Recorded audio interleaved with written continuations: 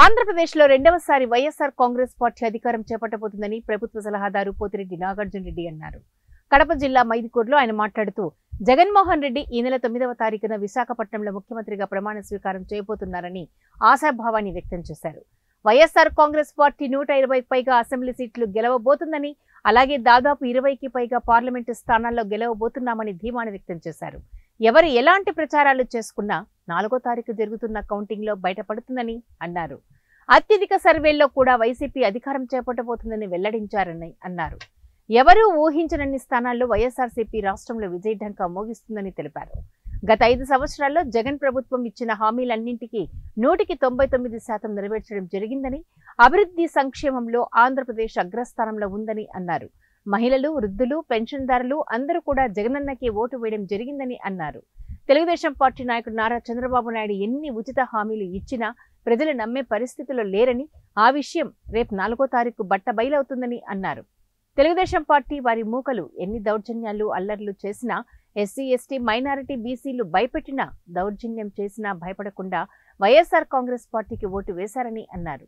రాబోయే రోజుల్లో జగనన్న ఈ రాష్ట్రాన్ని అన్ని రంగాల్లో అభివృద్ధి చేయడం జరుగుతుందని, జగనన్న ఈ రాష్ట్రానికి మరో 25 సంవత్సరాలు ముఖ్యమంత్రిగా కొనసాగుతారని అన్నారు.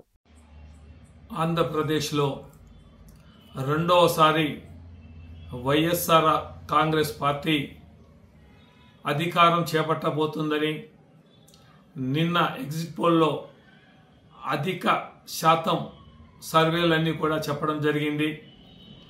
మరి వాళ్ళు 120 వరకు వస్తాయని చెప్పేసి సర్వేలు చెప్పడం కూడా జరిగింది. మేము ఇంకా చెప్తున్నాం, ప్రజలకు ఎలక్షన్లకు ముందు జగన్మోహన్ రెడ్డి గారు 2019లో ఇచ్చిన హామీలన్నీ 199% పూర్తి చేసి ప్రతి మహిళను కూడా లక్షాధికారులు చేస్తానని చెప్పిన మాట ప్రకారం వాళ్ళ అకౌంట్లలో లక్షలాది రూపాయలు గత 5 ఏళ్లలో పడడం జరిగింది.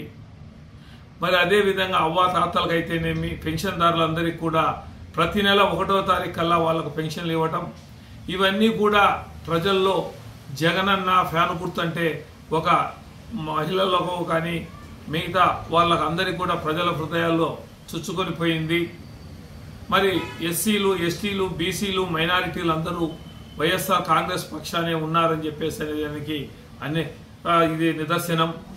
రేపు జరగబోయే కౌంటింగ్లో 4వ తారీఖు వైఎస్ఆర్ కాంగ్రెస్ పార్టీ ఎవరూ ఊహించనంత ఘన విజయాన్ని సాధించబోతా ఉంది. 20 సీట్లకు పైగా పార్లమెంటు సీట్లు, మరి అదేవిధంగా 120